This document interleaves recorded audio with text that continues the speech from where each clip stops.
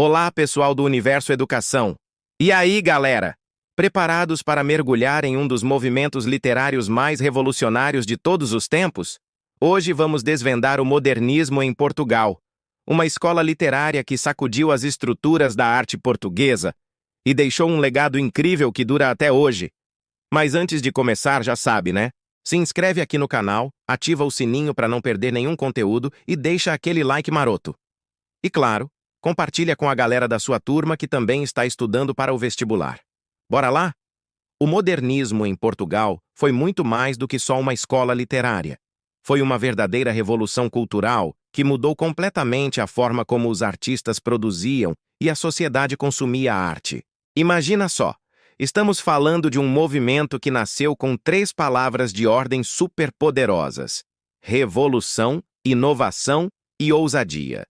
Era basicamente uma galera dizendo: chega de fazer arte do mesmo jeito, vamos quebrar tudo e reconstruir. E que time incrível, hein? Fernando Pessoa, Mário de Sá Carneiro, Branquinho da Fonseca, são só alguns dos gênios que fizeram parte dessa transformação. Para entender esse movimento, a gente precisa voltar no tempo e sentir o clima da época.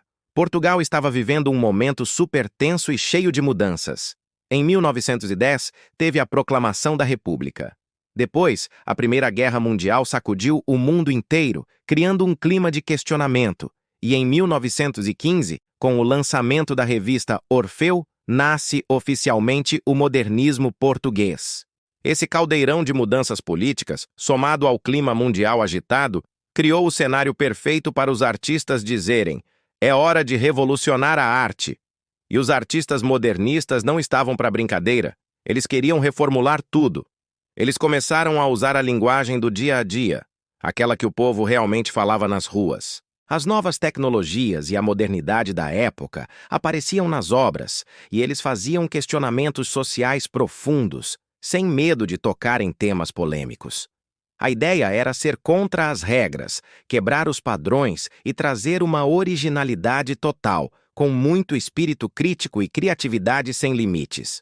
O modernismo em Portugal se desenvolveu em 3 fases, ou gerações, bem distintas. A primeira foi o orfismo, em 1915, a mais radical de todas, que nasceu com a revista Orfeu.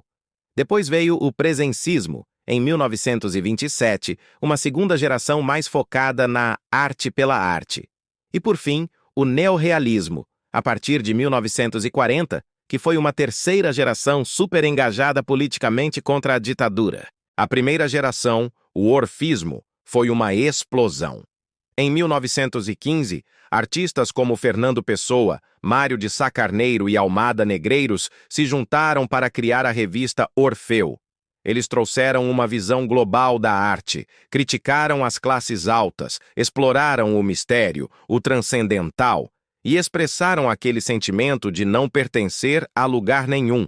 Uma curiosidade: a revista Orfeu teve só 2 edições.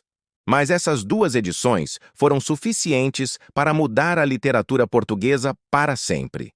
A segunda geração foi o presencismo, que surgiu com a revista Presença. O foco aqui era a arte pela arte, com criações que buscavam ser atemporais. Já a terceira geração, o neorrealismo, chegou com tudo, marcada pela oposição à ditadura de Salazar. Foi uma literatura de denúncia social, uma ferramenta de transformação.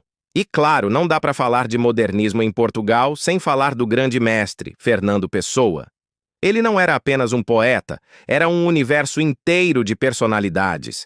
Ele ficou famoso por seus heterônimos, que não eram só pseudônimos, mas personagens completos, cada um com seu próprio estilo e visão de mundo. Tinha o Álvaro de Campos, o engenheiro modernista e cosmopolita, o Alberto Caeiro, o poeta da simplicidade que celebrava a natureza, e o Ricardo Reis, o poeta clássico, com sua linguagem formal e filosofia estoica. O legado que ele deixou com obras como Livro do Desassossego e Mensagem é simplesmente imensurável. E aí, galera, curtiram essa jornada?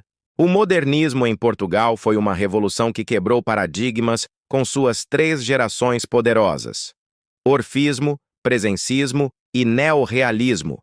Tudo isso num contexto histórico crucial. E, claro, com o gênio Fernando Pessoa e seus heterônimos. Se esse vídeo te ajudou, deixa aquele like maroto. Se ainda não é inscrito no Universo Educação, se inscreve agora e ativa o sininho. E compartilha com aquele amigo que também precisa mandar bem nas provas. Comenta aqui embaixo qual autor modernista você mais curtiu. Nos vemos no próximo vídeo. Bons estudos e sucesso no vestibular!